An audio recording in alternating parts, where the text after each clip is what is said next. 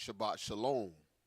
Our scripture reading for today is Luke chapter 9, verses 59 through 62. And he said unto another, Follow me. But he said, Adonai, suffer me first to go and bury my father. Yahshua said unto him, Let the dead bury their dead, but go you and preach the kingdom of Elohim. And another also said, Adonai, I will follow you, but let me first go bid them farewell, which are at home at my house. And Yahshua said unto him, No man, having put his hand to the plow and looking back, is fit for the kingdom of Elohim. Shabbat Shalom, family. Our selection today, keep your hand on the plow.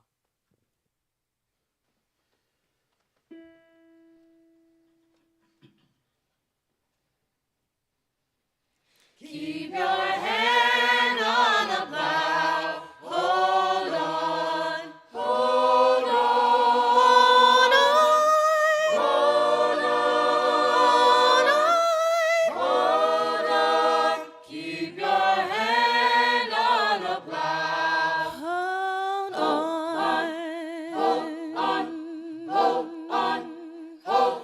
Yahshua said, No man can put his hand to the plow. Looking back for the kingdom of Yah. Keep your hand on the plow and hold on. Hold on. Don't you wonder what you gonna wear or eat? Yah is our provider, what can you see? Keep your hand on the plow and hold on. Hold on. Hold on. Hold on. Hold on. Keep your hand on the plow. Hold on. Hold on. Hold on. Hold. People gonna talk about you much as they please. The more they talk, stay up on your knees. Keep your hand on the plow and hold on. Hold on. When my way gets as dark as night, I know Yahshua will be my light. Keep your hand on the plow and hold on. Hold on. Hold on. Hold on. Hold on. Keep your hand on the plow. You better hold on. Hold on. Hold on. Hold. When I get to Zion, gonna sing it loud. Nobody there is gonna pull me out. Keep your hand on the plow and hold on. Hold I on. know my robe is gonna fit me well. Earned it fighting at the gates of hell. Keep your hand on the plow and hold on. Hold on. Hold on. Hold on. Hold on. Keep your hand on the plow. You better hold on. Hold on. Hold. Yahshua said, No man can put his hand to the plow. Looking back before the kingdom of Yah. Keep your hand on the plow and hold on. Hold on. Don't you wonder what you gonna wear or eat? Yah is our provider, what can you see? Keep your hand on the plow and hold on. Hold on. Hold on. Hold on. Hold on. Hold on. Keep your hand on the plow. Hold on. on. Hold on. Hold.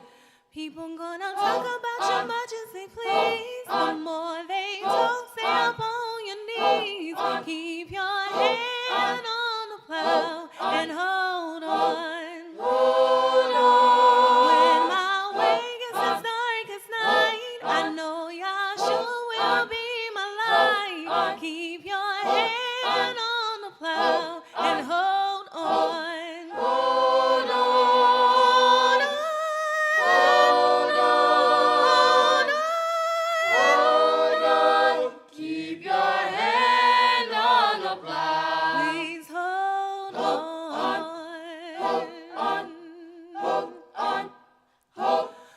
I get to Zion, gonna sing it loud. Nobody there is gonna put me out. Keep your hand on the plow and hold on. I know my robe is gonna fit me well. Earned it fighting at the gates of hell. Keep your hand on the plow and hold on. Hold on.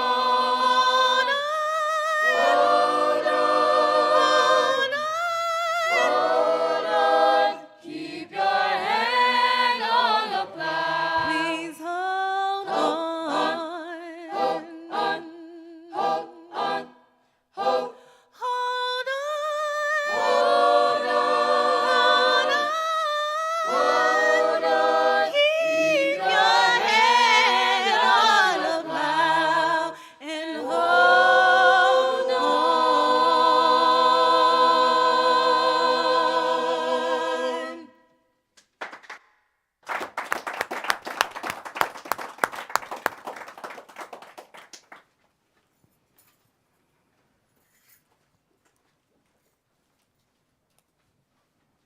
The oracles of the UCI. 1 Peter chapter 4, verses 7 through 11. But the end of all things is at hand. Be you therefore sober and watch unto prayer. And above all things have fervent love among yourselves, for love shall cover the multitude of sins. Use hospitality one to another without grudging. As every man has received the gift, even so minister the same one to another as good stewards of the manifold grace of Elohim. If any man speak, let him speak as the oracles of Elohim. If any man minister, let him do it as of the ability which Elohim gives, that Elohim in all things may be glorified through Yahshua the Mashiach, to whom be praise and dominion forever and ever. Amen. Ephesians chapter 4, verses 29 through chapter 5 and verse 4. Let no corrupt communication proceed out of your mouth, but that which is good to the use of edifying, that it may minister grace unto the hearers. And grieve not the Holy Spirit of Elohim, whereby you're sealed until the day of redemption. Let all bitterness and wrath and anger and clamor and evil speaking be put away from you with all malice.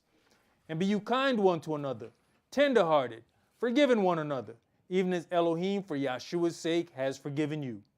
Be you therefore followers of Elohim, as their children, and walk in love, as the Mashiach also have loved us, and has given himself for us an offering and sacrifice to Elohim for a sweet-smelling savor. But fornication and all uncleanness or covetousness, let it not be once named among you as becomes saints. Neither filthiness, nor foolish talking, nor jesting, which are not convenient, but rather given of thanks. Ecclesiastes chapter 5, verses 1 and 2. Keep your foot when you go to the house of Elohim, and be more ready to hear than to give the sacrifice of fools, for they consider not that they do evil. Be not rash with your mouth, and let not your heart be hasty to utter anything before Elohim. For Elohim is in heaven, and you upon earth. Therefore, let your words be few. Exodus chapter 23, verses 20 and 21. Behold, I send an angel before you to keep you in the way, and to bring you into the place which I have prepared. Beware of him, and obey his voice. Provoke him not, for he will not pardon your transgressions, for my name is in him. Revelations chapter 3, verses 20 through 22. Behold, I stand at the door and knock. If any man hear my voice and open the door, I will come into him and will sup with him, and he with me. To him that overcomes will I grant to sit with me in my throne, even as I have also overcame and have sat down with my Father in his throne. He that has an ear, let him hear what the Spirit says unto the churches. All right, Shabbat Shalom, Shabbat Shalom. which is peace on Yahweh's holy Sabbath day. Welcome to another holy convocation that Yahweh has enjoined unto us here in this body of Yahshua. Listening to our opening song, it shows you the depth of what's needed the closer we get to Yahweh. And what we have been given a one-size-fits-all doctrine for salvation. And the deeper we get into this book, we find out that that is not the case. You even have the setup of the priests. There were certain priests that were allowed to come closer to him, and those priests had to make personal changes in their lives to be able to get that close to Yahweh. So it is known that the closer you get to Yahweh, the more you're going to have to allow him to have that dominion over your life, which means that there are certain things that will come about that you might think was a mistake, and it was exactly what Yahweh wanted to happen in your life. But you might not figure that out until sometime later. So we sometimes look at something, and what we need to do is, as we get a little bit more information down the road, we might have to sit back and reevaluate that and see, okay, he needed me to be at this place at this time for this purpose. You know, this younger generation is really caught up upon things that they are willing to die for. Dying, especially in this generation, is a one-shot thing. You make a decision, it's over, done deal. Living for something is something that you have to do every day. It is something that you have to make a change in here to be able to live for something. Living for something is much more difficult.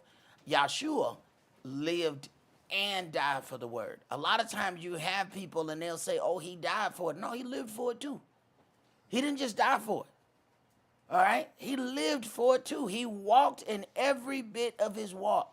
He walked about as it is written. Did you not know? How did you not know that I must be about my Father's business? He lived for it. He didn't just die for it. We like to start conversations at the end. Oh, he died for it. What about all that time he lived for it coming up to that? Dying for it happened in a moment. He lived for it all the time coming up to that. And those are the things that we have to understand. And there are other people in this book as well who lived for it. Let's begin today's sermon in Genesis chapter 37. And today's sermon is entitled, The Selfless Offering.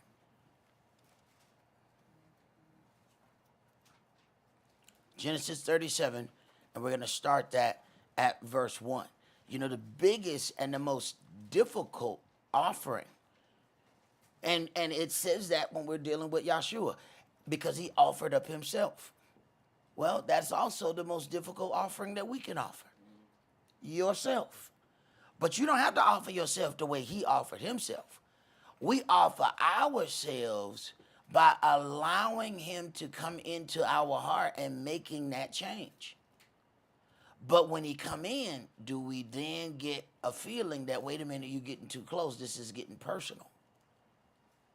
This is what he wants to do.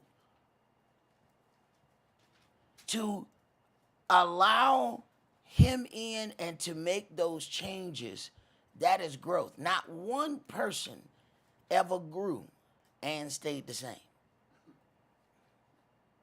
The two of those are completely opposite statements. And people say, man, are you grown? Which means I've changed. You can't grow and stay the same at the same time. There must be a change. Genesis 37, and let's start at verse 1. And Jacob dwelt in the land wherein his father was a stranger, in the land of Canaan. These are the generations of Jacob. Joseph, being 17 years old, was feeding the flock with his brethren, and the lad was with the sons of Bilhah, and with the sons of Zilpah, his father's wives. And Joseph brought unto his father their evil report. 17 years old, he's a boy. Go ahead. Now Israel loved Joseph more than all his children, because he was the son of his old age, and he made him a coat of many colors. Now, it says he loved him because he was the son of his old age. What happened? He changed as a man.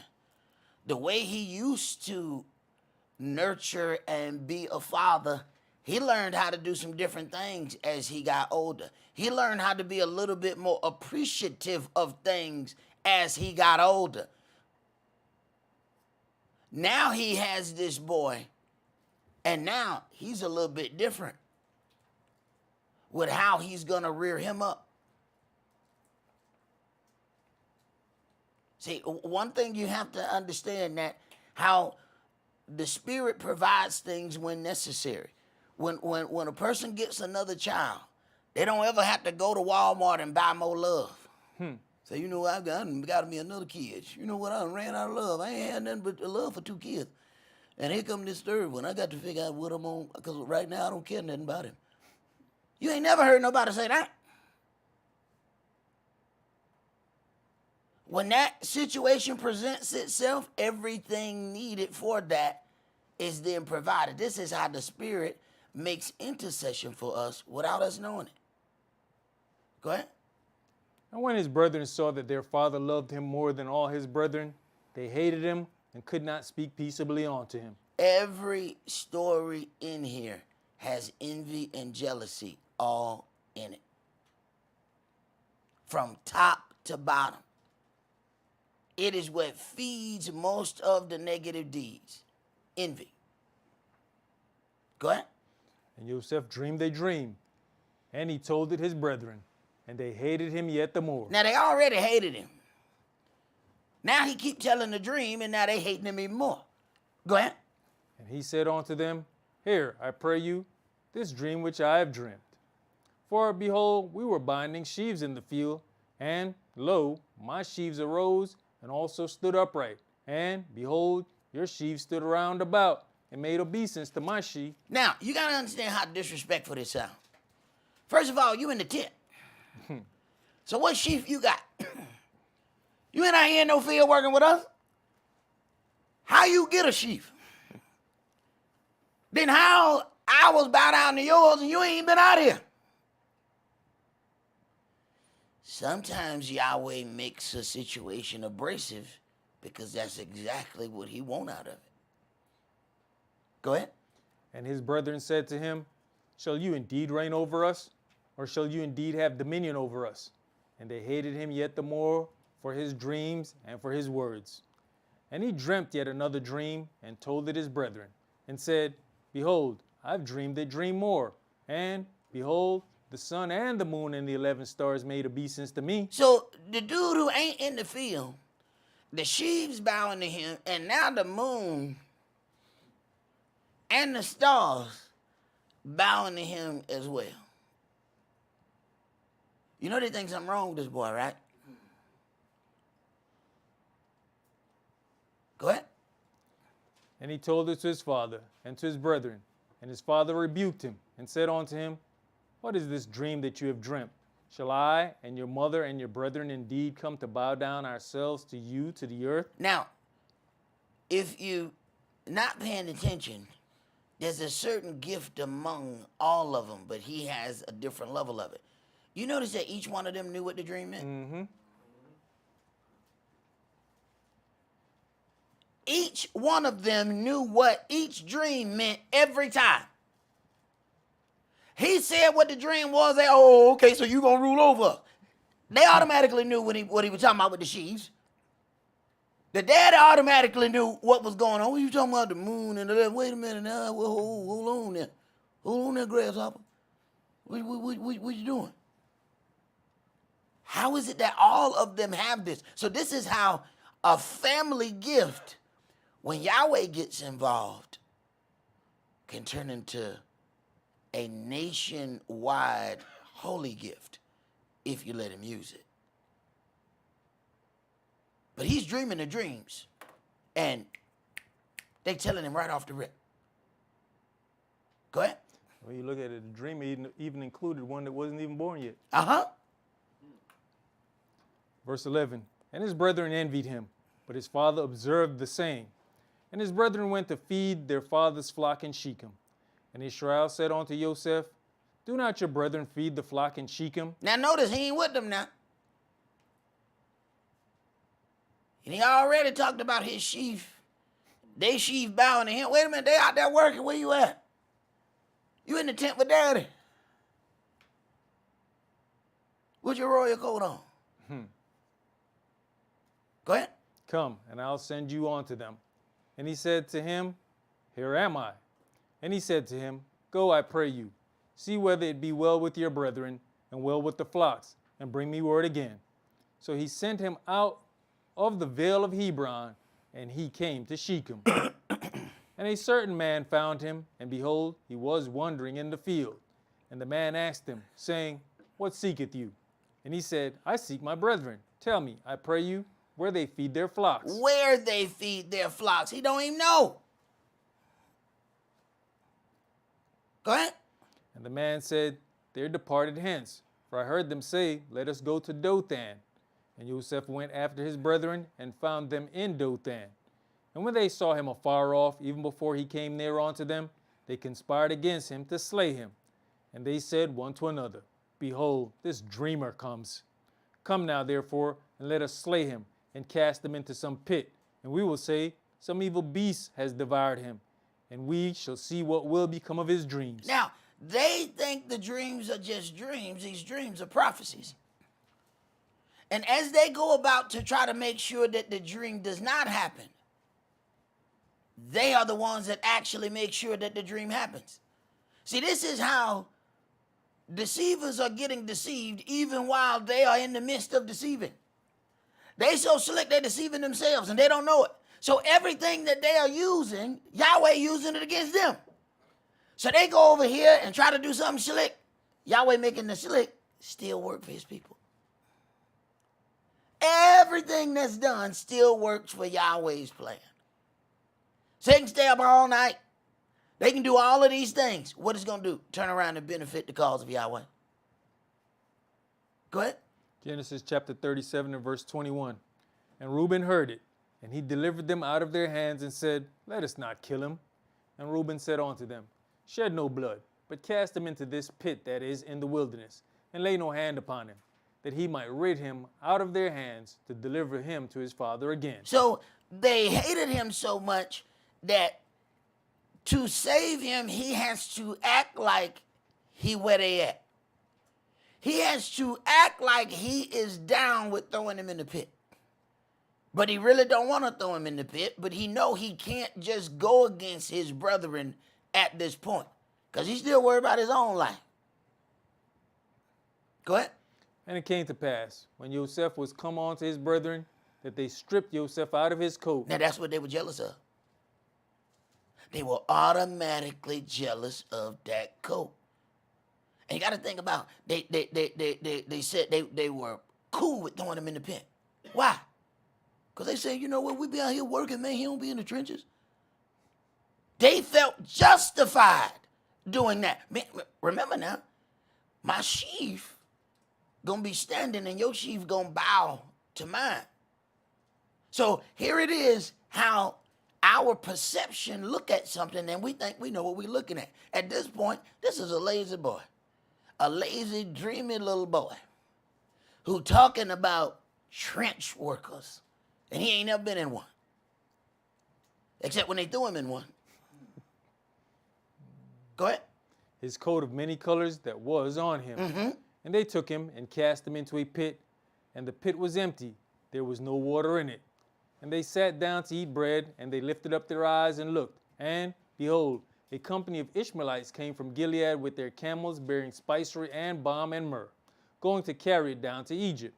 And Yehudah said unto his brethren, What profit is it if we slay our brother and conceal his blood? Come, and let us sell him to the Ishmaelites, and let not our hand be upon him, for he is our brother and our flesh. And his brethren were content. Then there passed by Midianites, merchantmen, and they drew and lifted up Joseph out of the pit, and sold Joseph to the Ishmaelites for 20 pieces of silver, and they brought Joseph into Egypt. And Reuben returned unto the pit, and behold, Joseph was not in the pit. And he rent his clothes. And he returned unto his brethren, and said, The child is not, and I, whither shall I go? And they took Joseph's coat, and killed a kid of the goats, and dipped the coat in the blood. And they went, and they sent the coat of many colors, and they brought it to their father, and said, This have we found. Know now whether it be your son's coat or no. And he knew it, and said, It is my son's coat. An evil beast has devoured him. Joseph is without doubt rent in pieces. And Jacob rent his clothes and put sackcloth upon his loins and mourned for his son many days. And all his sons and all his daughters rose up to comfort him. But he refused to be comforted. And he said, for I'll go down into the grave unto my son mourning. Thus his father wept for him. And the Midianites sold him into Egypt unto Potiphar, an officer of Pharaoh's and captain of the guard. Now, all of this has taken place so that that gift can get into a place where it can be profitable for Yahweh's purpose. But when you look at all of this, these are not decisions that this little boy has made to go over here. Yahweh has caused a very great tumult in his life, and that tumult is part of what was needed to get him there. Let's go to Matthew chapter 2.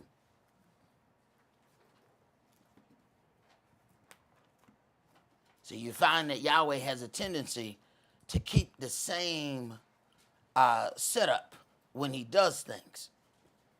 Matthew chapter 2, and we're going to read verses 1 through 23.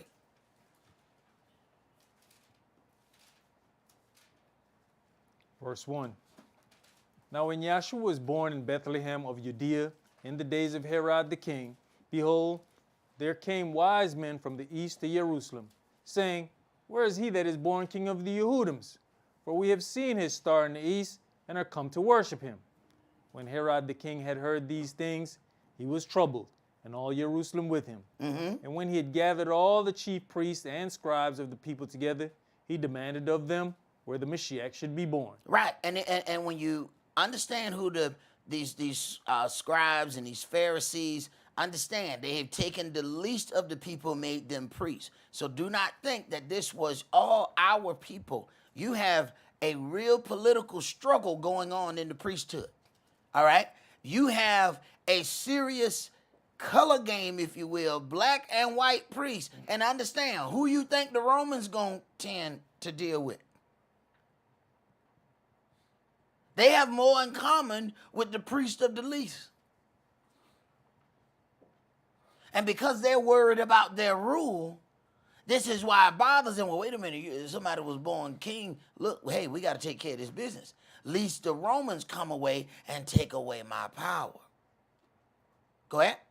And they said unto him, in Bethlehem of Judea, for thus it is written by the prophet, and you, Bethlehem, in the land of Judea, are not the least among the princes of Judea. For out of you shall come a governor that shall rule my people Yisrael. Then Herod, when he had privately called the wise men, inquired of them diligently what time the star appeared. So you have to understand, it says, when he privily called the wise men. So this is a carefully crafted scheme to go to the people who have information, act like he belongs with them so that he can get that information, then use the information to go and kill the kid. Go ahead. And he sent them to Bethlehem and said, go and search diligently for the young child. And when you have found him, bring me word again, that I may come and worship him also. Right, I'm coming worship him. I got knives, I got staves. Oh man, I'm gonna worship him. Yeah, just call me when you get there. Go ahead. When they had heard the king, they departed. And lo, the star which they saw in the east went before them, till it came and stood over where the young child was. Yeah, what star you ever seen move like that? I know y'all heard of shooting stars, but tell me which one move, go down Glenwood, make that left on Covenant, you know what I'm saying, double back, and then just stand right there. What star you seen do that? Right. That's an angel. Go ahead. When they saw the star, they rejoiced with exceeding great joy. And when they were come into the house, they saw the young child with Miriam his mother, and fell down and worshipped him. And when they had opened their treasures, they presented unto him gifts, gold and frankincense and myrrh. And being warned of Elohim in a dream that they should not return to Herod, they departed into their own country another way. You see how Yahweh take care of their business? They left out of there thinking that they were going to report back to Herod. So Yahweh will purposely leave information out for you so that you are still covered. They didn't have to go in there and pretend like, yeah, here we're going to be, we coming right back, dog. We on our way. No. He shields you from the information so you are completely pure as you stand before Herod. Yes, we finna go find out where the king is, and we'll tell you so you can come and worship him. They all in. And as soon as Yahweh lead them out, he makes sure, no, you all out. Don't go back that way. That's how Yahweh take care of his business. Go ahead. And when they were departed, behold, the angel of the Adonai appeared to Joseph in a dream, saying, Arise and take the young child and his mother, and flee into Egypt, and be you there until I bring you word. For Herod will seek the young child to destroy him. Mm-hmm. When he arose, he took the young child and his mother by night and departed into Egypt. Here we go. We have forcible movements into Egypt. See, Joseph was a savior, a Messiah during his time, and was forced into the role. He didn't magnify himself, but this is something that you will always find for the onlookers. The onlookers always believe that somebody has exalted themselves when Yahweh has exalted him. Yahweh done made this man go through hell so that he could save these individuals who he has preserved. Then you have this situation with Yahshua. Hey, take this kid, get out of here. Once again, going into Egypt. Not because they wanted to or they thought this would be a fine vacation. There's no motivated trip like the motivated trip of they about to kill me. That's the best relocation plan ever. It has worked 100% without fail. Go ahead. You know, it's funny. Yahweh preserves two people named Yosef to save Israel. Uh-huh. I told you he has a tendency to do the same thing over and over. He made two Yahshua's high priests. Okay. All right. But people can read all day, bro. That don't mean they can see. Folk can quote scripture. And they swear they learning. They swear they learning. Oh, they watching this. They watching that. Let me tell you something. Without the Spirit, you're wasting your time. It says, let those that have an ear hear what the Spirit says unto the churches. Man, there's folks that tune in every week and they don't hear what other people hear. Why? Because the Spirit ain't working with them. Why? Because they forced the Spirit out. Because when the Spirit try to get too close, they close the door. It says, I stand at the door and knock. If any man will open unto me, they say, oh, wait a minute, you're getting too close. Ain't that what Israel said? You know what? No, you go over there and you talk to Yahweh. And you come back. Now, don't let Yahweh get no, that's too personal. I don't want Yahweh that close to me. Why? Because if I ain't right, it's going to come out. So you go talk to him. And then when you go talk to him, then you come back and then you tell us. And then they hate him for what they asked him to do. Tell me that ain't Israel. Tell me that ain't Israel. You go do this for me. You know what, man, I can't stand you that you did this for me. Can't stand this, man. Well, you gonna put yourself in jeopardy, man, to do this, man. I can't believe you got all this, man. You know, we need to do something else with this. What? That's Israel. Go ahead. Verse 15. And was there until the death of Herod, that it might be fulfilled which was spoken of the Adonai by the prophet, saying, Out of Egypt have I called my son. Then Herod, when he saw that he was mocked of the wise men, was exceeding angry, and sent forth and slew all the children that were in Bethlehem and in all the coast thereof, from 2 years old and under, according to the time which he had diligently inquired of the wise men. Right, but he wasn't looking to go and kill no kids in Egypt. See why the relocation plan had to happen? But look, ain't that the same thing that Moshe had to go through? And then people don't really have any respect for the suffering that was gone through to get to a place. They just have a problem once you get to the place. They don't go back and look at, man, you had to go through this, you had to go through this. They don't look at any of that. None of that goes into account. Go ahead. Then was fulfilled that which was spoken by Jeremiah the prophet, saying, In Ramah was there a voice heard, lamentation and weeping and great mourning, Rachel weeping for her children, and would not be comforted, because they are not. But when Herod was dead, behold, an angel of the Adonai appeared in a dream to Joseph in Egypt, They go with these dreams again.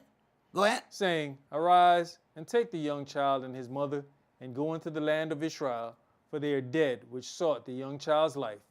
And he arose, and took the young child and his mother, and came into the land of Israel. Now, this movement, all of this is being directed by a dream. Now, when you watch the televangelists on Sunday morning, they said, I talked to God last night. How many of them said they were asleep when it happened?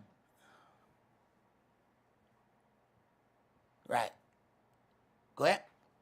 But when he had heard that Archelaus did reign in Judea in the room of his father Herod, he was afraid to go thither. Notwithstanding, being warned of Elohim in a dream, he turned aside into the parts of Galilee. Now, you see how Yahweh is orchestrating something, all right? Herod is dead, verse 19. Behold, an angel of Yahweh appeared unto him in a dream to Joseph in Egypt, saying, Arise and take the young child and his mother, and go into the land of Israel, for they are dead which sought the young child's life. And he arose, took the young child and his mother, and came into the land of Israel. Now he gets some other information. Now he heard that Archelaus did reign in Judea in the room of his father Herod. He was afraid to go in thither. Notwithstanding, being warned of Elohim in a dream, he turned aside into the parts of Galilee. You ain't getting that dream until you get further on. See, when dealing with Yahweh, you're on a need-to-know basis. So you get one dream to get you on the path. You get a little closer. Wait a minute. Yahweh, I didn't know Buddy and them was over here. Yeah, turn to the left. You know what? I forgot to tell you that. Turn left. You knew that when I left. Of course I did. But if I told you, you would have went right. I ain't telling you until you need to know. Go to the next graphic. Read that note right there in Hosea 11. When Israel was a child, then I loved him and called my son out of Egypt. When Israel was a child, then I loved him and called my son out of Egypt. So the things that Joseph has to go through and the things that Yahshua has to go through are prophesied. They don't get to make any changes in these things. Now, while all of these things are happening, they may get all kind of things said about them, said against them, all of this. Doesn't matter. They can't change any of it. Yahweh has already decided where he's going to call his son out of, and that's something that they're going to have to do. That's a trip they're going to have to make. Now let's go back to Genesis. We're going to go to Genesis chapter 41.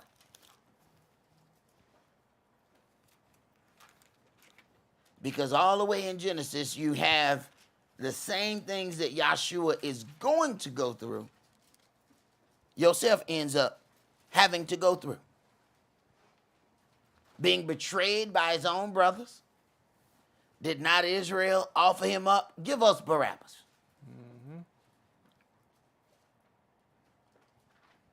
Being accused of magnifying himself. Did not Yahshua have the same accusation? He has made himself equal unto Elohim. Genesis 41, and start at verse 37. And the thing was good in the eyes of Pharaoh and in the eyes of all his servants. And Pharaoh said unto his servants, Can we find such a one as this is, a man in whom the spirit of Elohim is? And Pharaoh said unto Joseph, For as much as Elohim have showed you all this, there is none so discreet and wise as you are. Mm-hmm. You shall be over my house, and according unto your word shall all my people be ruled. only in the throne will I be greater than you. Only in the throne will I be greater than you. Now, because the brothers went behind his back, threw him in the trench because they didn't think that, you know, he deserved any honor or anything, because at the point he's a 17-year-old boy. He ain't done nothing.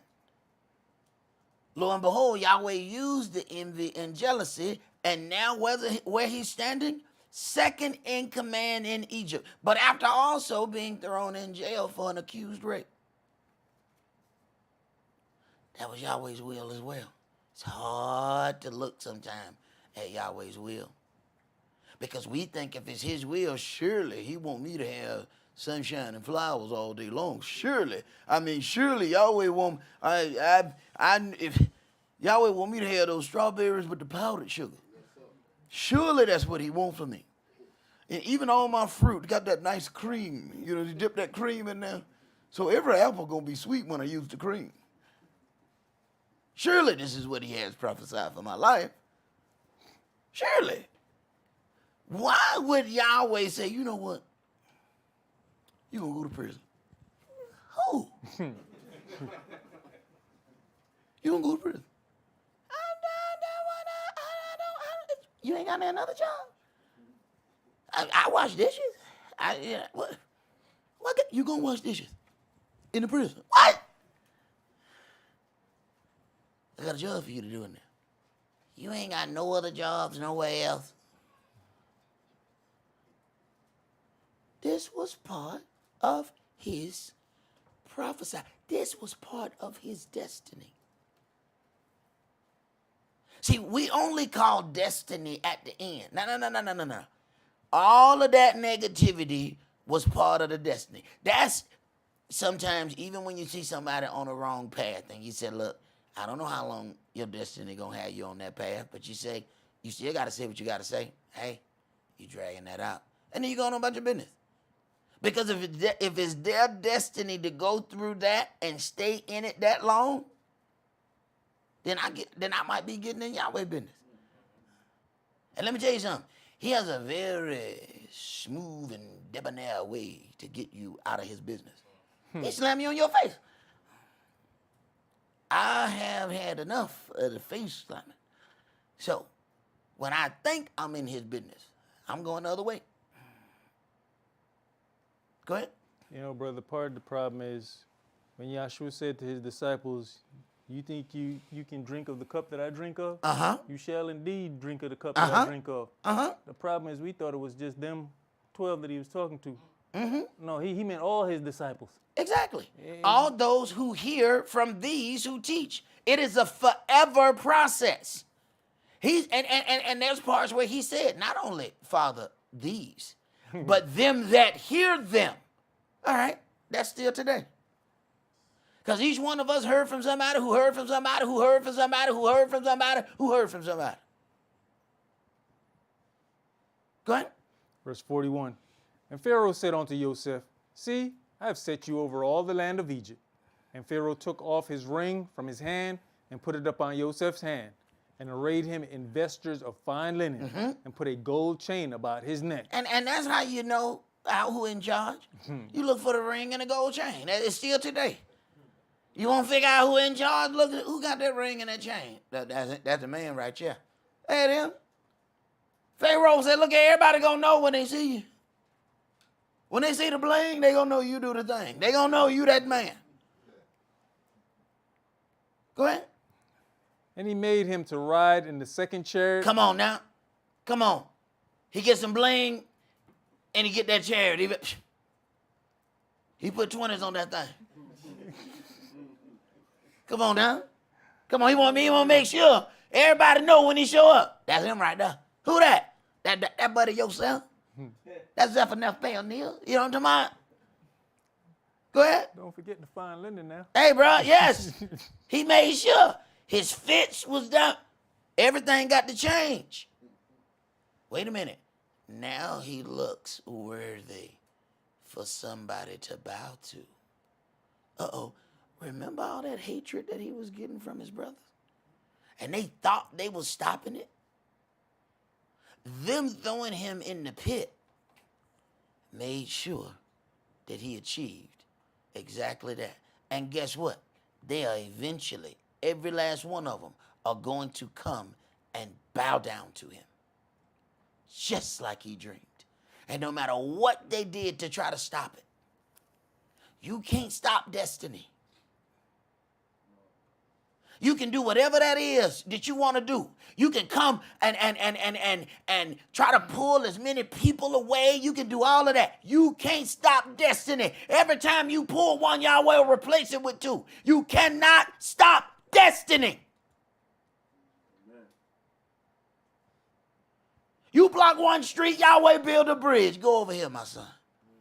All right, now keep on moving.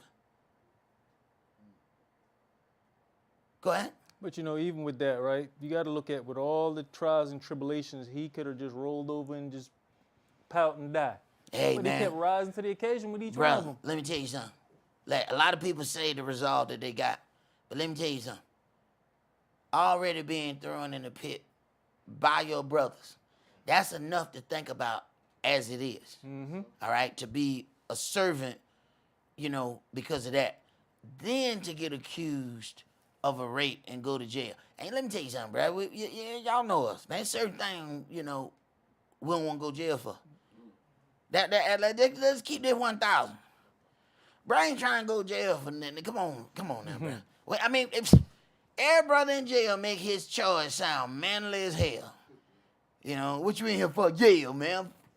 Hey, boy, I had to show them food. Man, get out of here, bro. Go ahead, man. And he made him to ride in the second chariot which he had, and they cried before him, bow the knee, and he made him ruler over all the land of Egypt. Ruler over all the land of Egypt. So, as Yahweh says, I brought my son out of Egypt, to start off with Joseph, he brought his son into Egypt. Made him second in command of Egypt so he could save Israel. But then he's going to do something way down the line that he's going to save his people by bringing them out of Egypt. Yahweh is something else. And when you start paying attention to some of the things, you can start figuring out what he's doing in other places. Let's go to Luke chapter 3. You know, bro, I don't mean to cut you, Go but ahead. Verse 46, I think, has got some jewels in it. Go ahead. Read it. And Joseph was I'm 30. sorry, brother. We were supposed to go there. Yeah. So verse 44. And Pharaoh said unto Joseph, I am Pharaoh, and without you shall no man lift up his hand or foot in all the land of Egypt. And Pharaoh called Joseph's name Zephnath-Paaneah. Mm-hmm. And he gave him to wife Asenath, the daughter of Potiphar, priest of On. Now, one thing you're going to notice as well, because they in a pagan land, they give them a pagan name.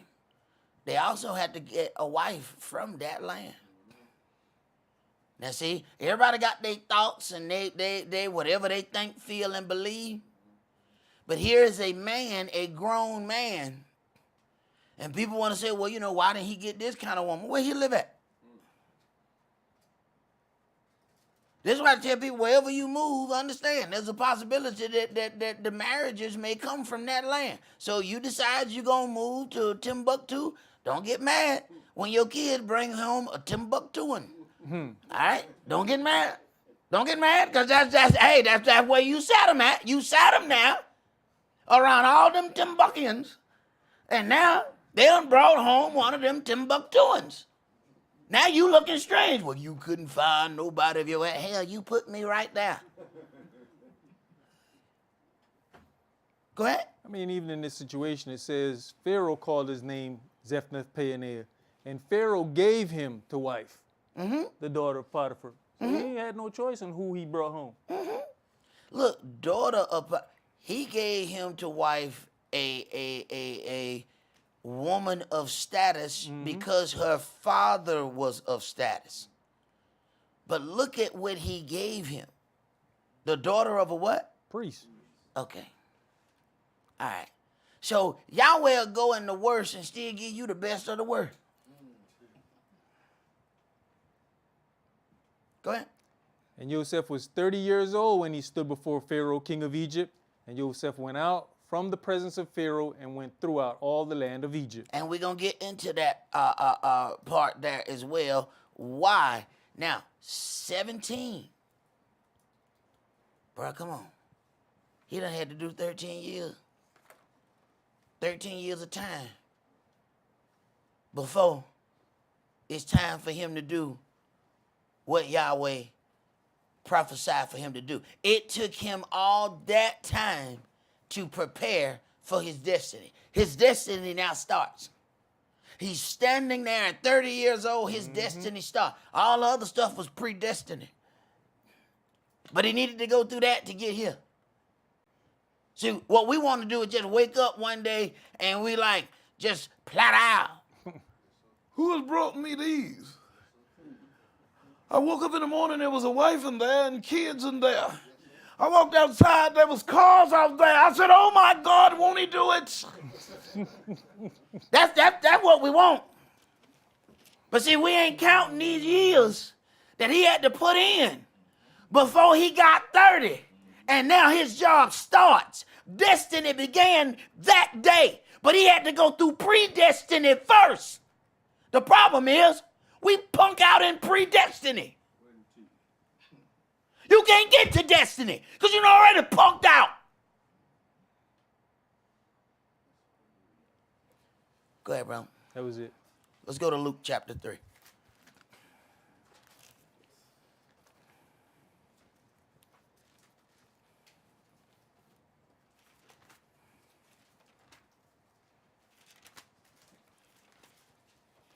It was a dream to start with, but it wasn't no dream. It didn't happen overnight. Don't get it twisted. It was a dream that showed him all these things. But he didn't get there overnight. That dream didn't take but a night. But from 17 to 30, add it up. How many years he had to put in to get there? It didn't happen overnight.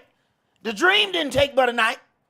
But the fulfillment and the physical embodiment of that dream took a minute.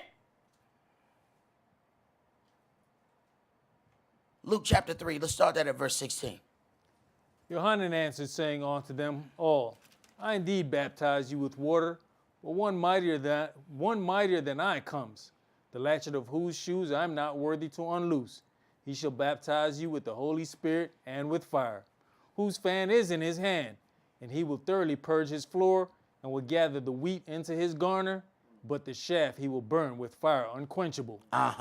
And many other things in his exhortation preached he unto the people. Now, verse 16. Let me start it again. Yohanan answered, saying unto them all, I indeed baptize you with water, but one mightier than I comes, the latchet of whose shoes I am not worthy to unloose. He shall baptize you with the Holy Spirit and with fire, whose fan is in his hand, and he will thoroughly purge his floor. He will gather the wheat into the garner, but the chaff, the unusable, he will burn with fire unquenchable. All these folk running up saying they so happy to see him. They in the shaft line. They don't know they gathering to get burnt up. They got their love jackets on. They got their chocolates. They ready to show so much love. They think this is a love meeting. The sheep don't know he going to the slaughter. Go ahead. But Herod the tetrarch, being reproved by him for Herodias, his brother's Philip's wife, and for all the evils which Herod had done. Right. This always makes you an enemy when you say Herod being reproved by him for Herodias, his brother's Philip's wife. So he done went and got his brother's wife. Yohanan said, hey man, it's not lawful for you to, it's not even lawful among the Gentiles for you to have your brother's wife. It sure ain't lawful among us. But bro, how you gonna have your brother's wife? You know what? Throw him in the prison. That's us. Soon as you speak out against something that we doing, now we got a problem with you. All them folk around there knew you were doing wrong with your brother's wife.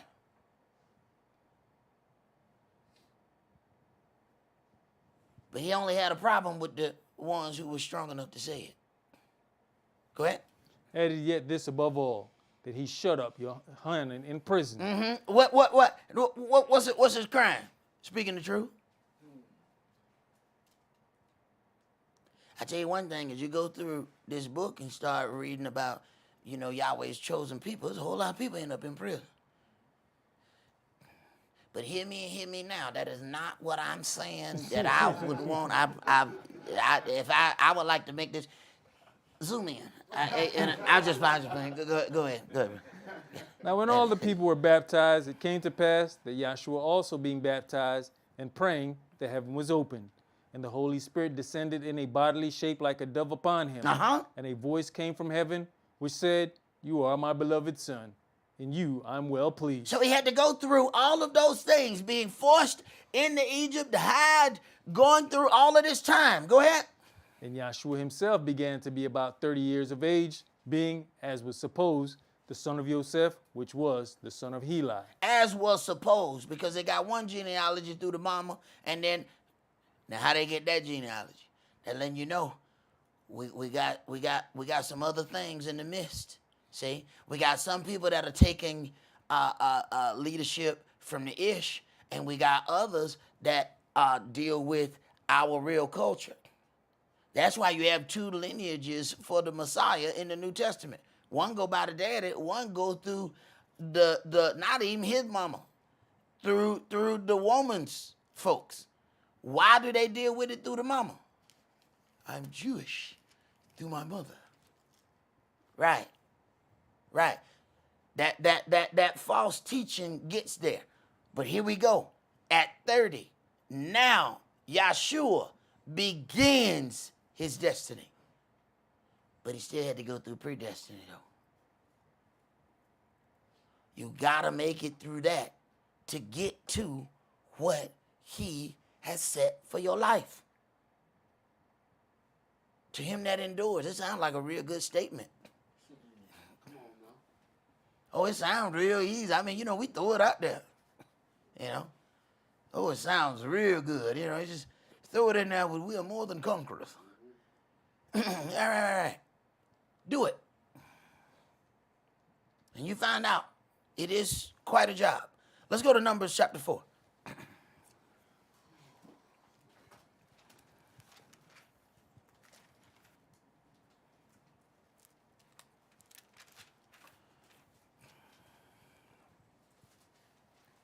Numbers chapter 4 and verse 1. And Yahweh spake unto Moshe and unto Aaron, saying, Take some of the sons of Kohath from among the sons of Levi, after their families by the house of their fathers, from 30 years old and upward, even unto 50 years old. So each one of them is being set up according to the priestly order. Yosef is being put in charge according to the priestly order, and they ain't even no priesthood yet. And he was set up according to the priestly order. So much, in fact, that Yahweh made him marry a priest's daughter, which was once again among the priestly order. Go ahead. All that enter into the host to do the work of the tabernacle of the congregation.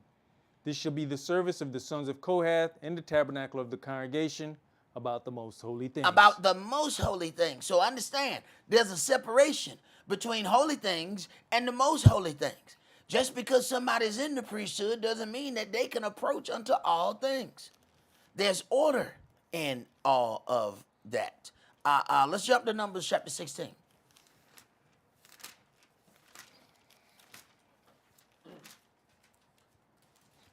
See, the thing with Yahshua, he knew exactly why Yahweh was making certain things for his life. Yosef didn't. Yosef don't know why he in prison. He don't know why his brothers threw him in a pit. He don't understand why he getting all them dreams.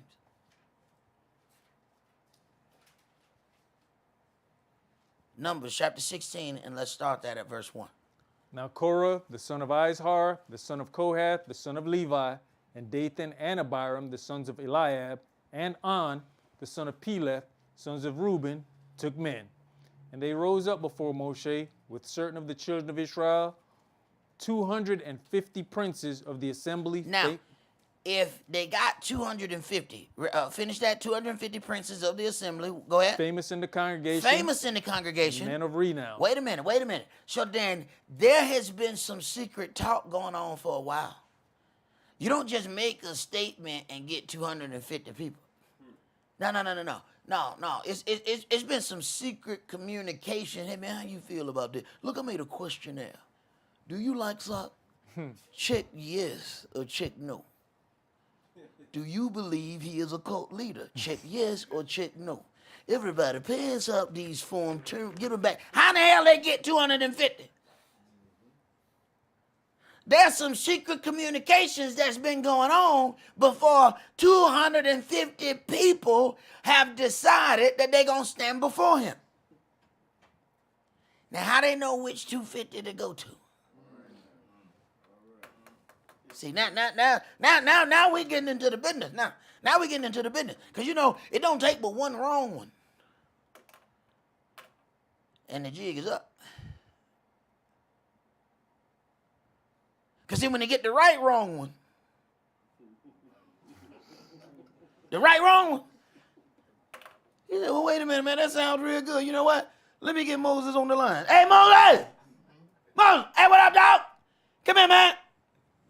Corey say he got something to tell you. Yeah, he been sending messages and everything. I got the thing that says, check this box if you think Moshe is a cult leader. Yeah, come on down there, dog. When you get the wrong one, boom, it's over immediately. But this done went on. He got 250. So it's been a lot of little secret meetings going on, a lot of little communication. And they didn't have text now. No, these was physical interactions, Jack. Go ahead. And they gathered themselves together against Moshe and against Aaron, and said unto them, you take too much upon you, seeing all the congregation are holy, every one of them, and Yahweh is among them. Wherefore then lift you up yourselves above the congregation of Yahweh. What did they just say? I think you're a cult leader. I don't think you deserve any of this. Now, they're not counting any of his predestining work. Understand something? Because they didn't see it. They didn't see any of his predestined work, so they don't believe that he belongs here. They don't think he deserves this. Because they themselves didn't see him in any trenches. They didn't see him doing anything. They didn't see him. So they don't think he deserves this. They said, you have magnified yourself above us. Yahweh ain't got nothing to do with it, just you. Go ahead. And when Moshe heard it, he fell upon his face. And he spake unto Korah and now understand now, these other Israelites now. This ain't somebody from another nation. It's your own people. Go ahead. And he spake unto Korah and unto all his company, saying, even tomorrow Yahweh will show who are his, and who is holy, and will cause him to come near unto him. Even him whom he has chosen will he cause to come near unto him. This do, take you censers, Korah and all his company, and put fire therein, and put incense in them before Yahweh tomorrow. And it shall be that the man whom Yahweh does choose, he shall be holy. You take too much upon you, you sons of Levi. And Moshe said unto Korah, hear, I pray you, you sons of Levi. Seemeth it but a small thing unto you, that the El of Israel has separated you from the congregation of Israel, to bring you near to himself, to do the service of the tabernacle of Yahweh, and to stand before the congregation to minister unto them. And he has brought you near to him, and all your brethren, the sons of Levi, with you. And seek you the priesthood also? He lets you do this work. And then you gonna still magnify yourself? Go ahead. For which cause both you and all your company are gathered together against Yahweh. And what is Aaron, that you murmur against him? And Moshe sent to call Dathan and Abiram, the sons of Eliab, which said, we will not come up. No, we ain't gonna come up. See, they all the way disobedient at this point. Because see, now they got the 250 behind them. See, when folks get enough people behind them, then they can stand up tall and show you how they disapprove. But they make those communications in secret. To gather the 250 was the secret conversations. But now they got the 250 behind them. They feel strong. They feel like we have enough to overthrow Moshe. We can do this. Go ahead. Is it a small thing that you have brought us up out of the land that flows with milk and honey? You brought us out. Now check this out. It's amazing how people look at their past and see it the way they want to see it. Is it a small thing that you have brought us up out of a land that flows with milk and honey to kill us in this wilderness? It was a land of milk and honey, but Knuckle, you didn't have none. What the hell are you remembering? It's amazing how we can remember that the way we want to remember it. You know, back in the days, I used to be a fine individual. Boy, if you don't get the hell out of here. I used to command men. Where they at? It's amazing how we can remember things the way we want to. All of a sudden, now Egypt was a wonderful place. You were slaves, idiot. And now he's the problem. Yahweh didn't bring him out. He brought you out. So that way they can express their anger on him. Ain't nobody bold enough to say, I got a problem with Yahweh. No. They gonna blame the man they see. Because it's much easier to put that indignation on him. Go ahead. Except you make yourself altogether a prince over us. Moreover, you have not brought us into a land that flows with milk and honey, or given us inheritance of fields and vineyards. Will you put out the eyes of these men? We will not come up. Now, it says you have made yourself altogether a prince over us. Now, that hit him because he done heard that before. All right? You get ready to do something for Israel that you think they gonna appreciate, and Israel throw it right back in your face. Get ready. You say you're a servant. You say you want to serve Yahweh. Get ready. Put your boots on. Go ahead. But you know that's a twofold. Because in Egypt, under Pharaoh, I was a prince over y'all. Exactly. And then you made sure I was a prince because you didn't want Yahweh to even talk to you. Because you were scared.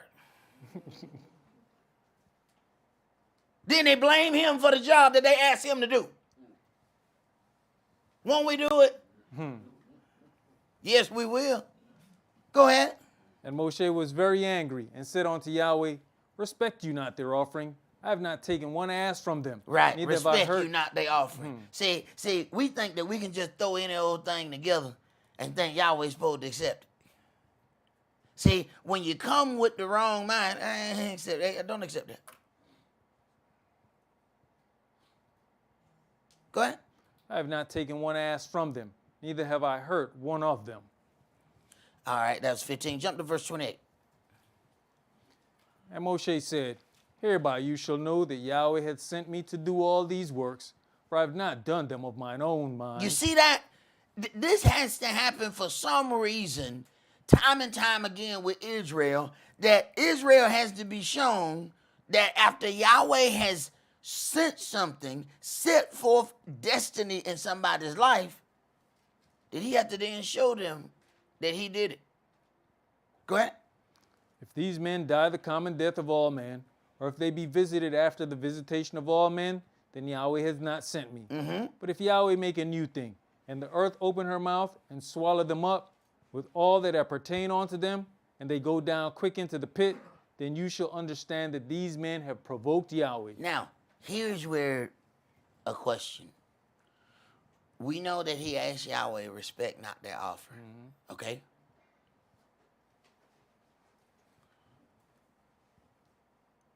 Who said they were going to go down into the pit? Okay?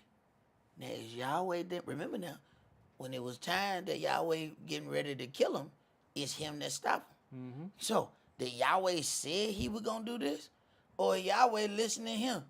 What you want to do? You want me to go down to the pit of this? Hey, y'all, give me a pit. Y'all open it up. Suck them down. All right? Because Moshe said so. Hold on. See, sometimes you're dealing with somebody you don't understand. No, they got that kind of power. Yahweh didn't say, tell them that I said. No. He said it. He said Yahweh gonna open up. Now, wait a minute. Now, that's a pretty bold statement if Yahweh ain't said it. But you got to know that you got a relationship with Yahweh now when you step like this now. Oh, no. You can't think you got one. You got to know you got one. When you gonna say, all right, now this what's gonna happen. I'm talking Tuesday, 2:30.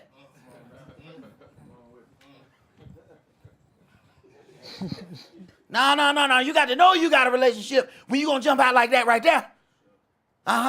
Go ahead. But you know, when you look at it, man, this thing just unfolds because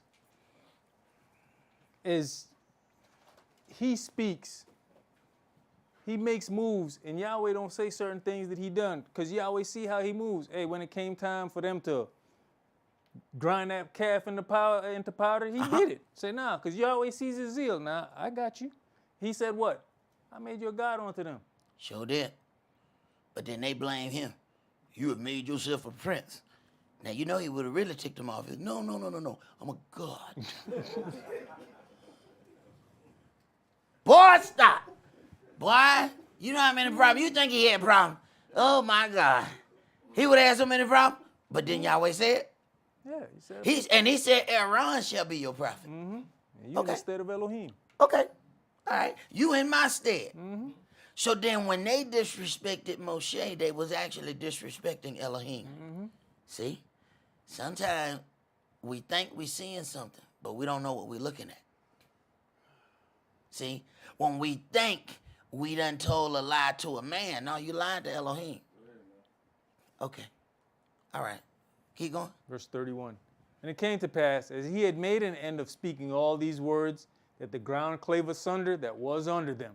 And the earth opened her mouth and swallowed them up, and their houses, and all the men that appertained unto Korah, and all their goods. They and all that appertained to them went down alive into the pit. See, this is why you got to know that there come a time that you have to practice your wilderness two-step. See, you got to know that to the left. Yeah, you got because you got to separate yourself from there, or else you going down in the pit with them. So you got to learn. You know, man, you been my man. Hey, bruh.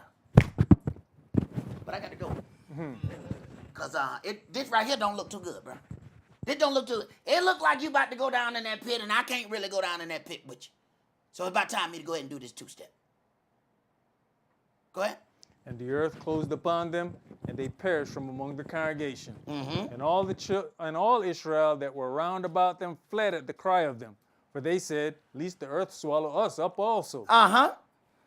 And there came out a fire from Yahweh and consumed the 250 men that offered incense. Right, they offered fire, and Yahweh gave them back fire. I give you what you offer. There it is. Now that's a fire. There you go. Jump to 41. But on the morrow, all the congregation of the children of Israel murmured against Moshe and against Aaron, saying, you have killed the people of Yahweh. Ain't this, hey, boy, have we changed? Have we changed? Have we changed? You have killed. You have magnified yourself. You have made yourself a prince all over us. Right. Now, when did Moshe have the power to shoot fire? Now, which one of the plagues was that one? Which one of his gifts was that one? When did he practice? You ever see him, you know? You know what I'm saying? Did he practice that? Yes. Well, at what point did you see him getting up his fire-throwing skills? Now, all of a sudden, he did it. Right. Go ahead. And it came to pass, when the congregation was gathered against Moshe and against Aaron, that they looked toward the tabernacle of the congregation. And, behold, the cloud covered it, and the glory of Yahweh appeared. And Moshe and Aaron came before the tabernacle of the congregation, and Yahweh spake unto Moshe, saying, Get you up from among this congregation, that I may consume them as in a moment. And they fell upon their faces. And the love that's in his servants, although he deals with his people, he still don't want them to ultimately be cut off. Even though they've come against him, they've done all of these things, they have ascribed everything evil to him. He still don't want them to be destroyed. Because at this point, you know, Yahweh is ready to destroy Israel and just get rid of them. Say, man, hey, look, they don't listen. Let's go to our Numbers chapter 25.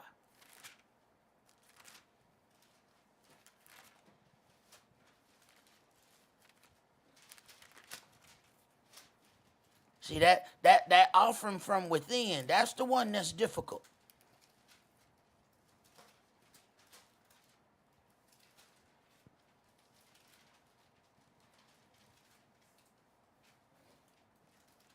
Numbers 25, and we're going to read verses 1 through 13. And Israel abode in Shittim, and the people began to commit whoredom with the daughters of Moab. Uh-huh. And they called the people unto the sacrifices of their gods.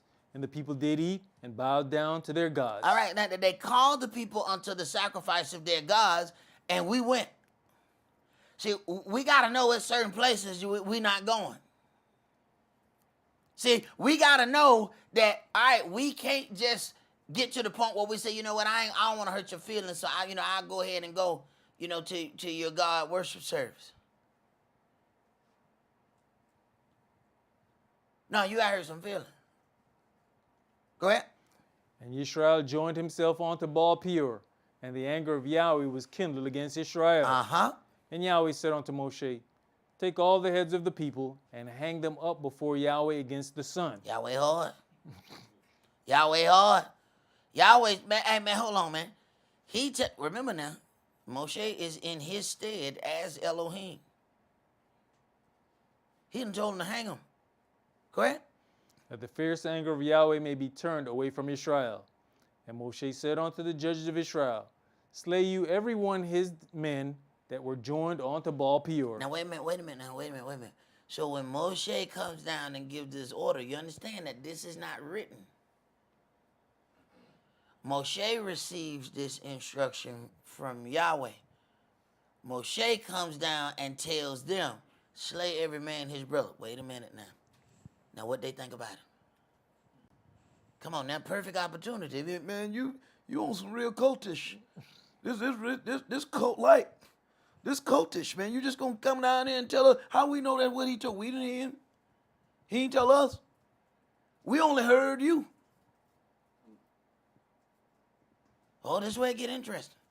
You need to keep in mind, as these people are going through these things, ain't no book to go and consult. Ain't no book for you to go back to and say, well, let me see if this is what Yahweh really said. Ain't no book. He is the book.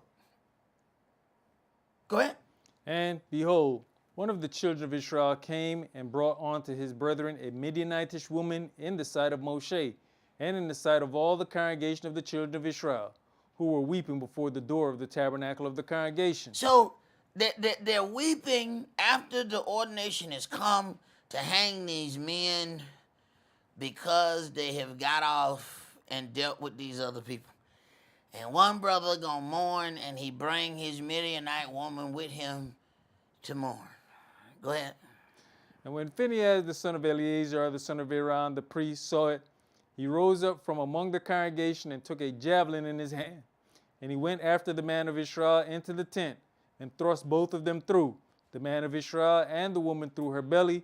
So the plague was stayed from the children of Israel. So the plague jumps off when he brings them. Go ahead. I got a quick question. Uh-huh. Moshe's father-in-law is from where? Hey, bro, we about to read it.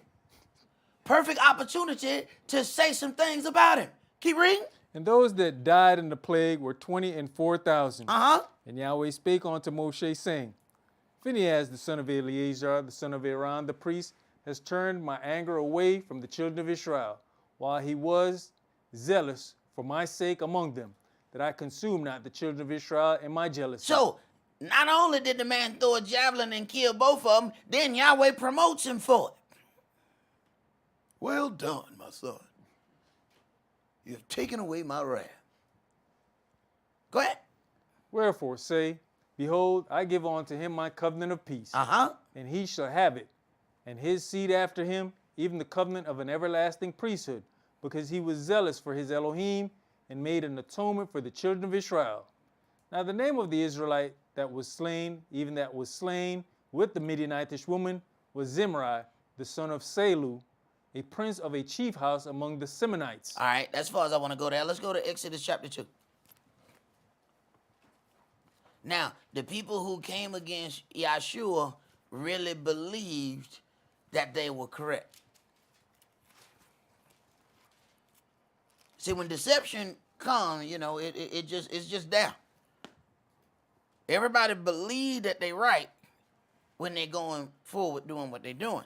Now, all of this going forth that, you know, he bring this Midianitish woman and, you know, Moshe telling them to go and deal with these people. Exodus chapter 2 and start at verse 13. And when he went out the second day, behold, 2 men of the Hebrews strove together. And he said to him that did the wrong, Wherefore smite you your fellow? And he said, Who made you a prince and a judge over us? Intend you to kill me as you killed the Egyptian? And Moshe feared and said, Surely this thing is known. Now when Pharaoh heard this thing, he sought to slay Moshe. But Moshe fled from the face of Pharaoh and dwelt in the land of Midian, and he sat down by a well. Now the priest of Midian had 7 daughters, and they came and drew water, and filled the troughs to water their father's flock. Wait a minute. So after he murdered him, now he was told, you know, hey, you done made yourself a prince or whatever over us. He has to flee. Jump to verse 19. And they said, An Egyptian delivered us out of the hand of the shepherds. Now, they think that Moshe is an Egyptian. So there's a close enough look between the Israelites and the Egyptians. If you change your clothes, they don't know what you are. Interesting. Has anybody confused the people in the land of Israel for an Egyptian? I mean, even the Egyptians that's there today. Let's not even deal with the ancient Egyptians. Even if you deal with the Egyptians there. If you saw somebody from Egypt today, and you saw a person that was Israeli, would you be confused which one was the Egyptian? Well, I do declare. All right, keep reading. And they said, An Egyptian delivered us out of the hand of the shepherds, and also drew water enough for us, and watered the flock. And he said unto his daughters, And where is he?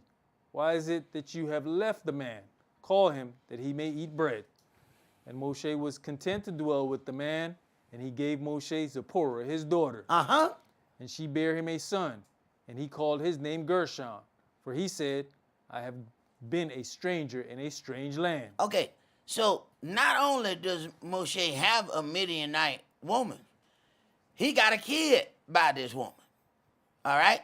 Now, how hypocritical does it look when he then orders them to kill the Midianites and he got one in the house? Now, does he also have some problem when he go back to the house? You come in here and you say you love me, but then what you doing out there to my people? Another question. What the hell was the other dude, the daddy-in-law, what was he a priest of?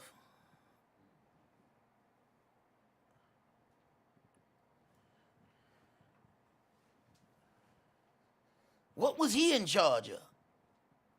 What kind of stuff was Yahweh also causing him to see? But he still married a woman out of that. But then as he goes forward and he has to do Yahweh's bidding, he's got to do this against the people, and he got a woman like that in the house. Now, how many folks you think though gonna do that? Now they might have, talk to say about Moshe. But how many of them, when they see that it's their wife's fault, if they were Yahweh, I killed some of them. Man, I told you to go over and kill all of them. But my wife knew some of them. Okay, all right. Read the next note, bro. Numbers chapter 12 and verse 1. And Miriam and Aaron spake against Moshe because of the Ethiopian woman whom he had married, for he had married an Ethiopian woman. All right, so now we got to get into a little bit more because you had the Midianite woman there. Then you have the Ethiopian woman that he married, and they had a problem with that. Go to the next graphic. I want you to read the definition or read that note there. Jeremiah chapter 13 and verse 23. Can the Ethiopian change his skin? Now, why would it ask, can the Ethiopian change his skin? Keep reading. Or the leopard his spots? Then may you also do good and are accustomed to do evil. That are accustomed to do evil. All right. Now, go to the next graphic. I want you to read that part right there. And we're going to go to Acts 21. And as Saul was to be led into the castle, he said unto the chief captain, may I speak unto you? Who said, can you speak Greek? So Saul is being led into the castle. He says, may I speak to you? They ask, can he speak Greek? So he don't look like a Grecian. What do Greeks look like? So he didn't look like that. See, this is just as much as a point as what's going to come after that. He didn't look like a Greek. If I saw a Gentile, unless he told me where he was from, he could be from anywhere, but I wouldn't question him if he said, I'm a Greek. Oh, okay. Because people from Greece look like you. Go ahead. Are not you that Egyptian, which before these days made an uproar? Now, are you not that Egyptian? He asked him, can he speak Greek? Because he don't look like he ought to be able to speak their language. So the appearance that they've given us does not fit what's happening in this book. Then he accused him of being an Egyptian. Now we have to ask ourselves, what does a real Egyptian look like? Go ahead. And leadeth out into the wilderness 4,000 men that were murderers. But Saul said, I am a man which am a Yehudim of Tarsus. He's got to tell him that he is a Jew. Let's go to Psalm chapter 105. Acts 21. That might have been what you read right there. Let's go. Oh, you Wasn't saying it? that's what I just read? Okay. Yeah. All right, Psalms 105.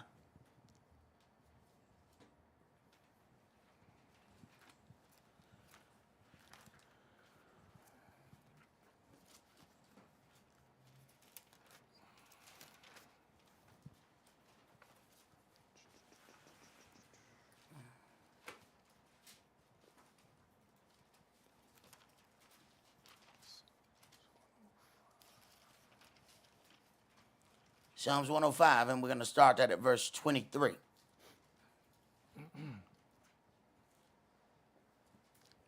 Israel also came into Egypt, and Jacob sojourned in the land of Ham. Now, this is where it's getting interesting. All right? Israel came into Egypt, and Jacob sojourned in the land of Ham. Now, if Israel has come into the land of Ham, Joseph was able to fit in, and so much that his brothers did not know that he was not an Egyptian. So now there's a very close resemblance to the Egyptians, the ancient Egyptians, and the ancient Israelites. Okay, go ahead. And he increased his people greatly and made them stronger than their enemies. He turned their heart to hate his people, to deal subtly with his servants. He sent Moshe his servant and Aaron whom he had chosen. They showed his signs among them and wonders in the land of Ham. He sent darkness and made it dark. Now he keeps saying, in the land of Ham. He said it once again. Go ahead. and they rebelled not against his word. He turned their waters into blood, and slew their fish. Their land brought forth frogs in abundance in the chambers of their kings. He spake, and there came divers sorts of flies and lice in all their coasts. He gave them hail for rain, and flaming fire in their land. He smote their vines also and their fig trees, and brake the trees of their coasts. All right, that's as far as I want to go right there. I want you to go to the next graphic, and let's read about Ham. Genesis chapter 10 and verse 6. And the sons of Ham, Cush and Mizraim and Phut and Canaan. All right, so now we're going to go into each one of these right quick. All right, go to Ham. From H2526, hot, Ham. Ham signifies burnt or black. Ham is burnt. Now this is the start of the family. Now, and remember, it said Israel came to sojourn in the land of Ham. Mm-hmm. Ham mean hot, burnt. Okay? So this is where Israel was made to sojourn. And Joseph looked so much like him that his brothers couldn't tell the difference. Now we're starting to have a problem here with the things that we're seeing today. Now let's go to the next son. Let's go to the sons, rather. Cush equals black from H3568. Now, you see why their racial epithet is Cushi. Mm-hmm. All right? Right. Okay. So, understand something now. Look at how the step down is coming. So the daddy burnt. The son just black. Damn, he left her. So daddy must have been blue black. You know what I'm saying? That purple. Okay. Let's go to the next one. Mizraim, H4714. Egyptians, double straights. Dual of H4693. Mizraim, that is Upper and Lower Egypt. Egypt, Egyptians, Mizraim. All right, now, so Mizraim or Egyptians is the brother of black and the son of burnt black. So what it look like? Okay. All right. But see, they hoping you don't have nobody to show you what words mean. So you can go around believing that you should be subservient to a group of people who have stolen something and called it theirs. Now, after they done stole everything, now they want to go and put together all of these things on squatters' rights. You ever notice that they always showing us being the one who's squatting? You've squatted all over the earth, taking whatsoever you will. But then once they get theirs, they say, we got to make a law. We got to stop this squatting. You know, there's somebody, I stole this fair and square. And now I'm in danger of losing my stuff from these squatters. Right. That's what they do, invade a land, rape, murder, pillage, then pass laws against rape, murder, and pillage. Ain't that how you set it up? Ain't that how you got it? Right. Go to the next one. Phut from H6316, of foreign origin. Put, a son of Ham, also the name of his descendants or their region, and of a Persian tribe. Phut, Put, a nation of people of northern Africa, probably Libyans. Now, they don't want to go into any of these things. Now, understand. So we still having the Israelites are blending in with the sons of burnt black. Go to the next one. Canaan, H3667. Canaan, lowland. The fourth son of Ham and the progenitor of the Phoenicians and of the various nations who peopled the seacoast of Palestine. Noun proper masculine. The land west of Jordan, peopled by the descendants of Canaan and subsequently conquered by the Israelites under Yahshua, noun proper locative, merchant, trader, noun masculine. So we understand then as we look at these things about Egyptians, when they ask Saul that in the New Testament, he's expecting this black man to not be able to speak Greek. Now you understand the line. He's not just expecting him not to know it because he's expecting him not to know it because he's black. Let's go to Exodus chapter 34.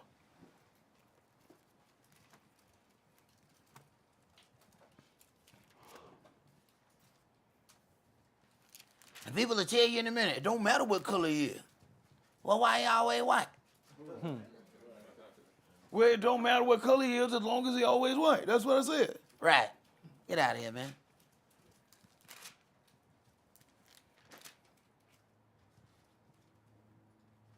Exodus chapter 34 and verse 1. And Yahweh said unto Moshe, hew you 2 tables of stone like unto the first, and I'll write upon these tables the words that were in the first tables which you break. Right. So, hey, and that was pretty bold to take something, you know, that Yahweh has made and slam it down on the ground. Go ahead. And be ready in the morning, and come up in the morning onto Mount Sinai, and present yourself there to me in the top of the mount. And no man shall come up with you, neither let any man be seen throughout all the mount, neither let the flocks nor herds feed before that mount. And he hewed 2 tables of stone like unto the first. And Moshe rose up early in the morning, and went up onto Mount Sinai, as Yahweh had commanded him, and took in his hand the 2 tables of stone. And Yahweh descended in the cloud, and stood with him there, and proclaimed the name of Yahweh.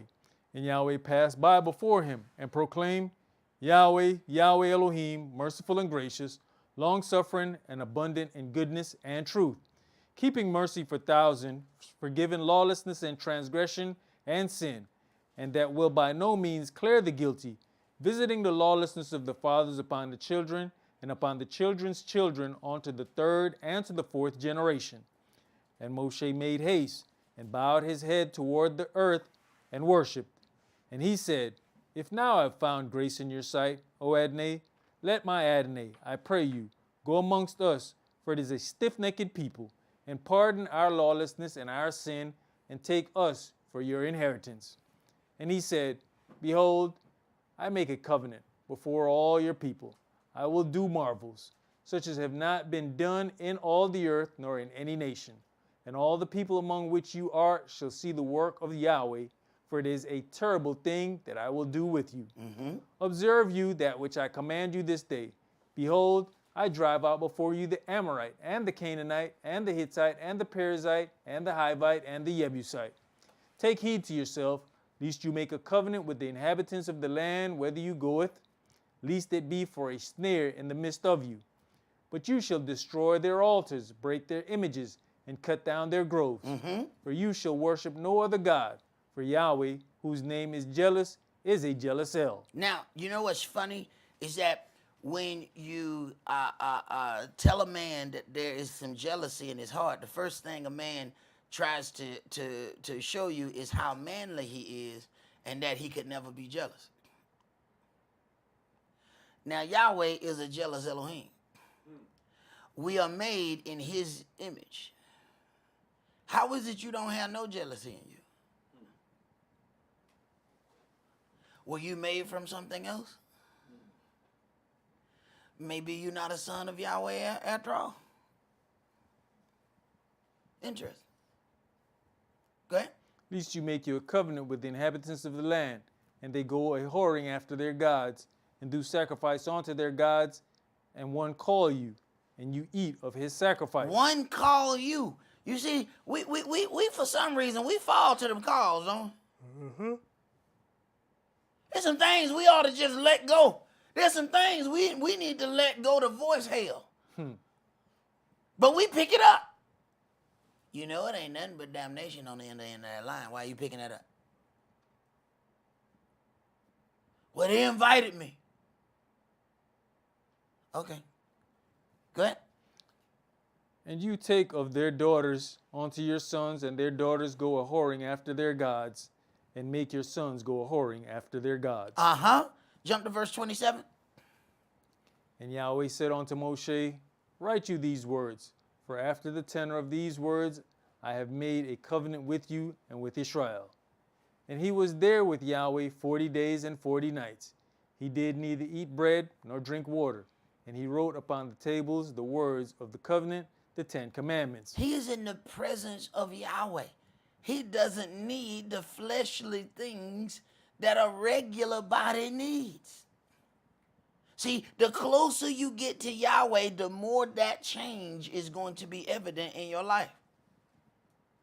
But sometimes as that change happens, we fight against it.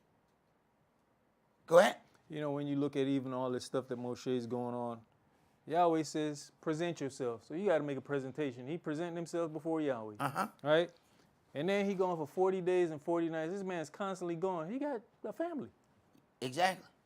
But you know, whenever you're doing something for your God, people always want to talk you out of it. Don't you have a family? I mean, you gonna do this? Who tried to talk? Moshe, you just gonna go? Didn't they do it? We don't know what's become of this Moshe. Boy, I tell you, we ain't changed. We chips off the same old raggedy block. We do the same thing. Talk somebody out of their offering while we offer ours. Go ahead. And he was there with Yahweh 40 days and 40 nights. He did neither eat bread nor drink water. And he wrote upon the tables the words of the covenant, the 10 commandments. And it came to pass, when Moshe came down from Mount Sinai with the 2 tables of testimony in Moshe's hand, when he came down from the mount, that Moshe knew not that the skin of his face shone while he talked with him. The more time he spends with that spirit, he's becoming a spirit. He is being altered. He is being changed. But because we run from that, we don't want that kind of personal encounter.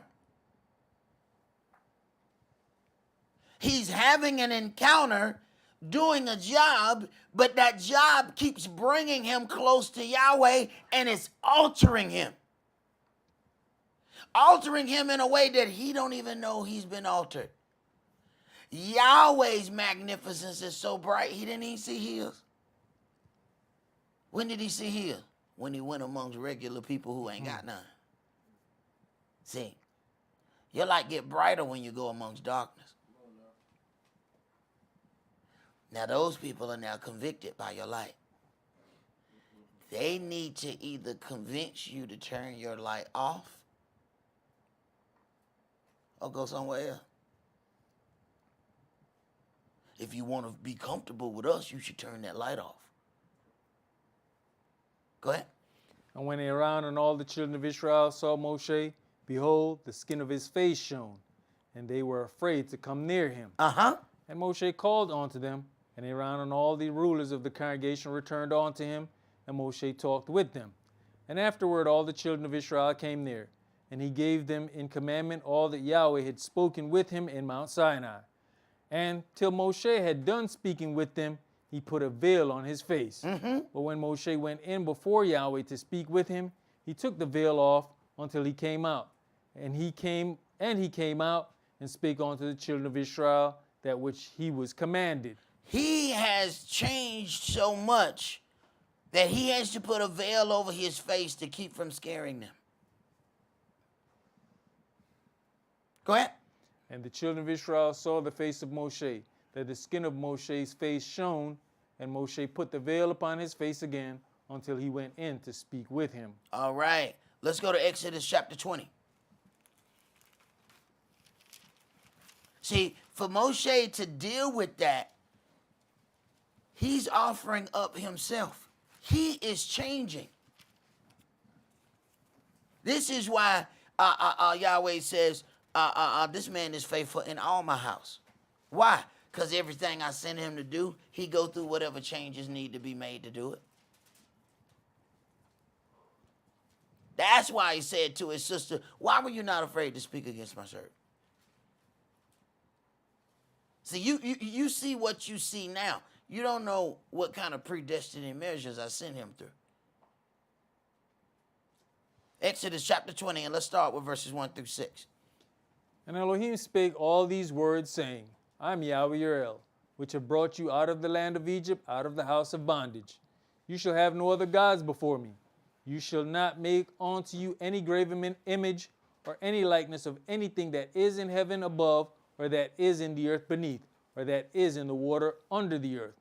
You shall not bow down yourselves to them, nor serve them.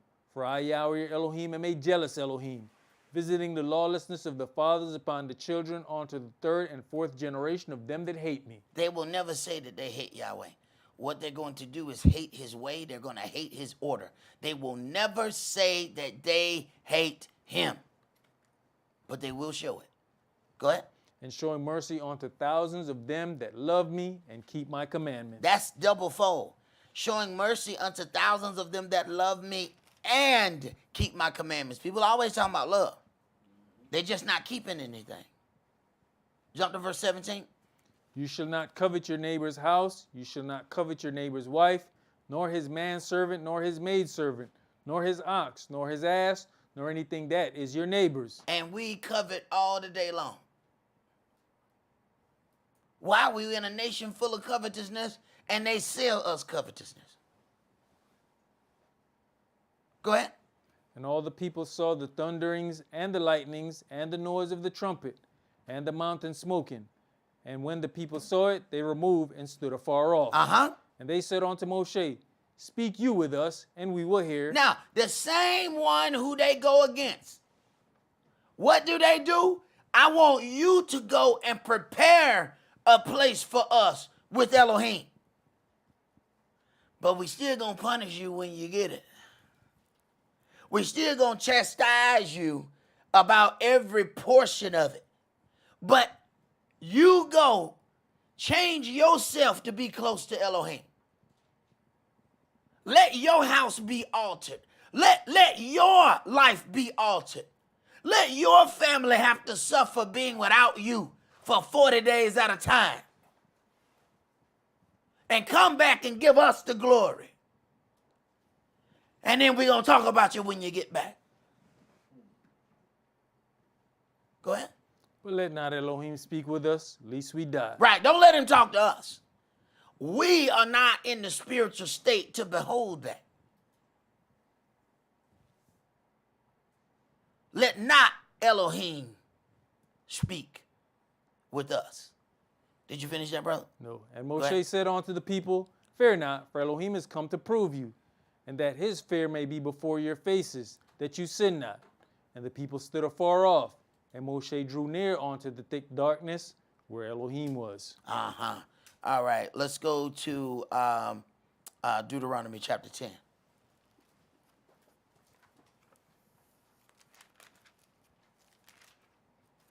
Now you see why, when it comes down to our appearances, why we go through the things that we go through. The children of Israel wasn't right. They couldn't come near Yahweh. You go talk to him. And then come back and tell us what he said. Then the same people turn around and say, you done made yourself a prince all over us. Wait a minute. Didn't you ask me to go in there and talk? Because when the fire, the smoke, the trumpet, the earthquake were going, you took off running.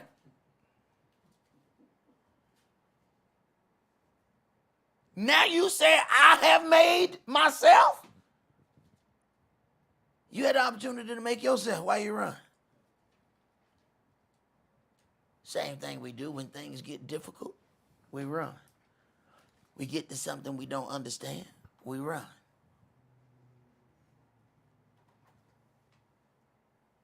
Go ahead, bro. Deuteronomy chapter 10, and let's start at verse 12. And now, Israel, what does Yahweh your Elohim require of you? Wait a minute, wait. Require.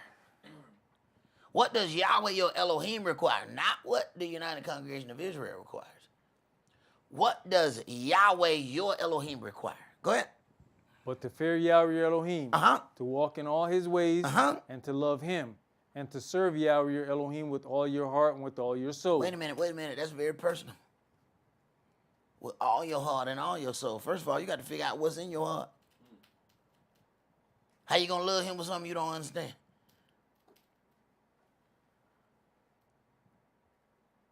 Right. But who requires this? Yahweh. It's not my requirement. See, when folks can't fit the billing, they then blame it on the person they see. No, that's not my requirement. I didn't make the requirements. He made the requirements. Go ahead.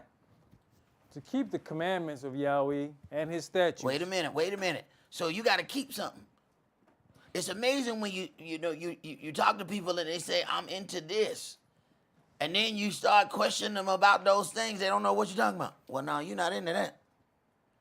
Because if you was into that, you would understand what we talk about here.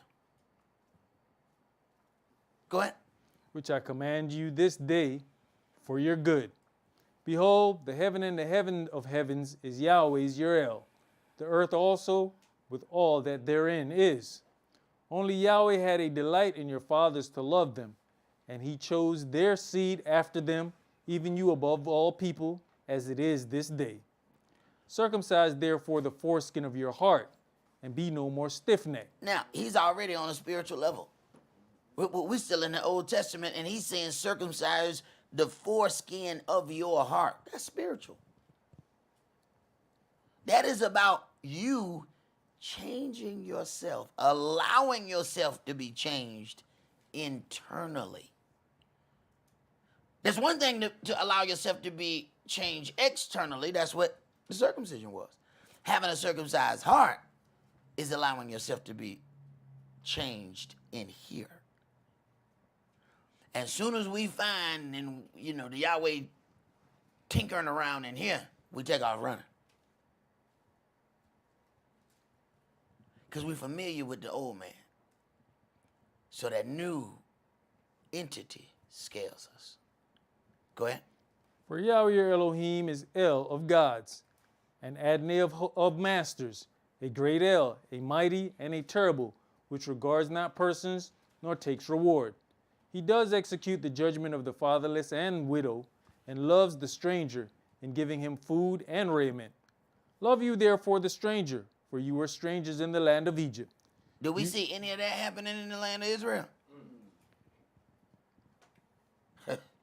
Be a stranger and walk up in there. You gonna find out today? Go ahead. You bad? Go ahead. You got your passport? Go ahead. Go ahead. You're gonna find out. Go ahead. You shall fear Yahweh your Elohim. Him shall you serve, and to him shall you cleave and swear by his name.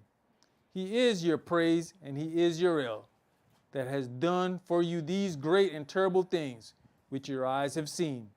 Your fathers went down into Egypt with 70 persons, and now Yahweh your Elohim has made you as the stars of heaven for multitude. Even when we look at this situation in Egypt, that, they were afflicted there. They went down into Egypt with 70 persons. Even that part we don't really see was a blessing. The Egyptians were completely separate from us. So let's say we had a land and Yahweh chose this family, right? But then that family just gets with any of the women that they like and multiply. What's happening to that family?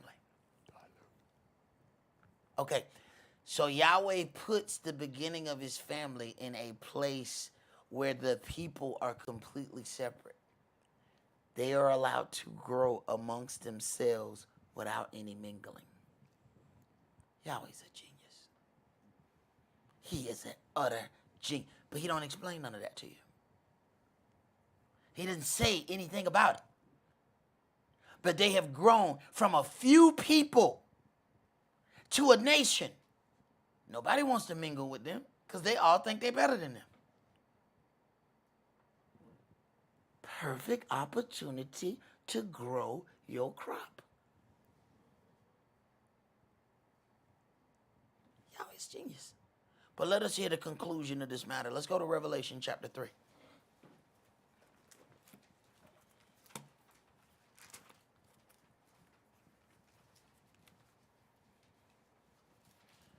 Revelation chapter 3, and we're going to read verses 19 through 22.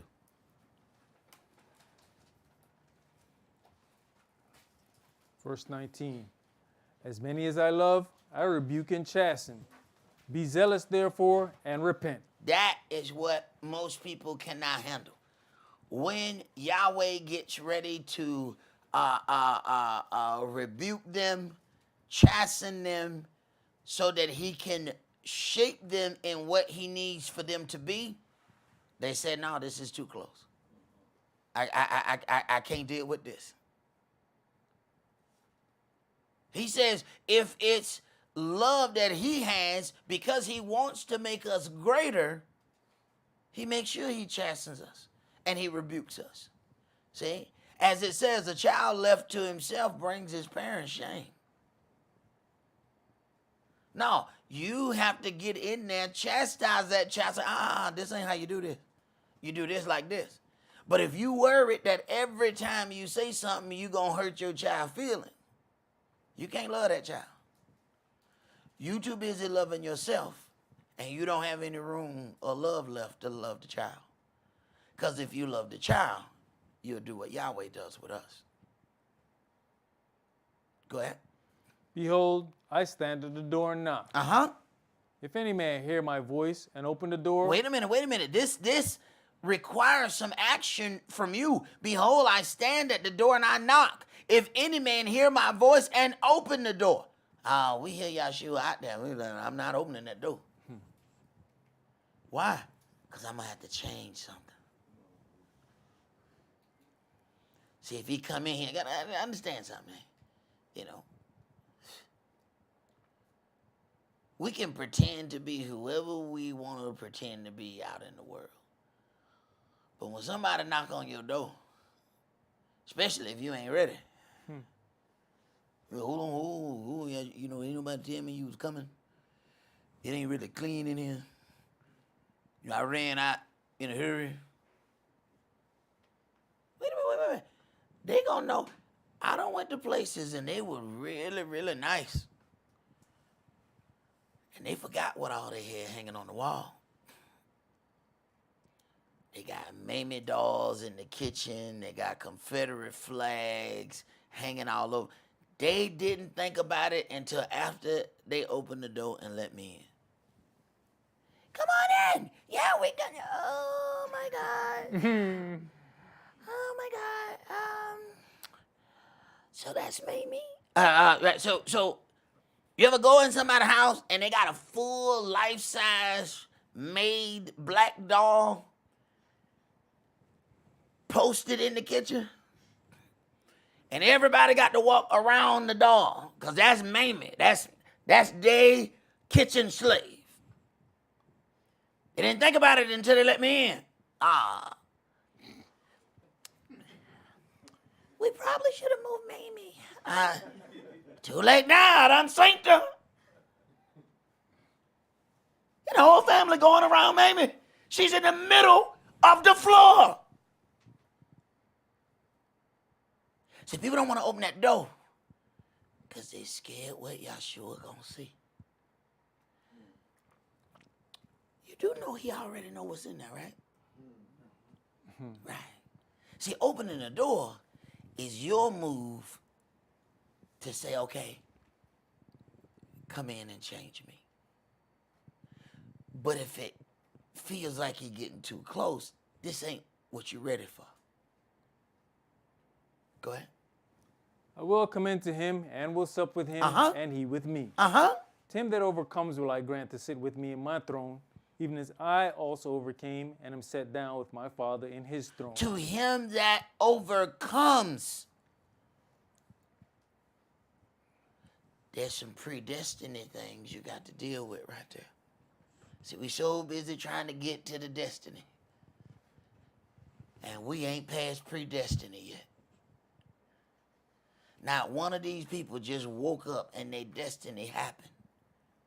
They had to make it to all the predestined points of struggle.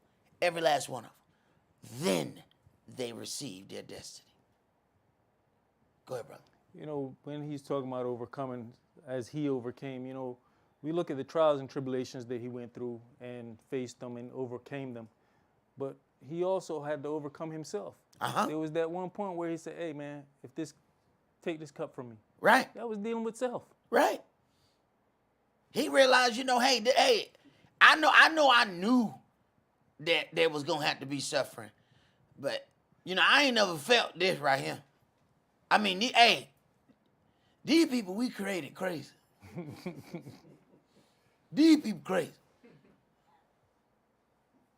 There's a point where he wanted out.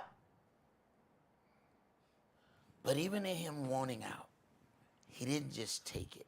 Mm-hmm. He asked his father, is there any other way? And when he realized that his father said there's no other way, then he accepted. But he knew. He told him, hey, think not that I could call my father and have 12 legions of angels. Man, put your little sword up. The people I can call come with some serious weaponry. You don't put that little pea shooter up. Put that thing up. But if I call them, how will you be saved? If I comfort myself, how can I comfort the people? So one of us got to be in turmoil. One of us going to have to be mocked.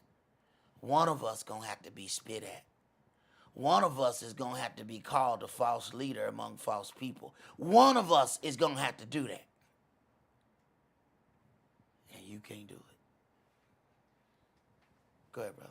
He that has an ear, let him hear what the Spirit says unto the churches. He that has an ear. Every man that has an ear on the side of his head does not have an ear to hear. That's all that we're going to do for today. Do remember the Sabbath to keep it holy, because we are celebrating our last day of unleavened bread tonight at sundown. So, indeed, remember the Sabbath to keep it holy. Shabbat shalom. Shabbat shalom.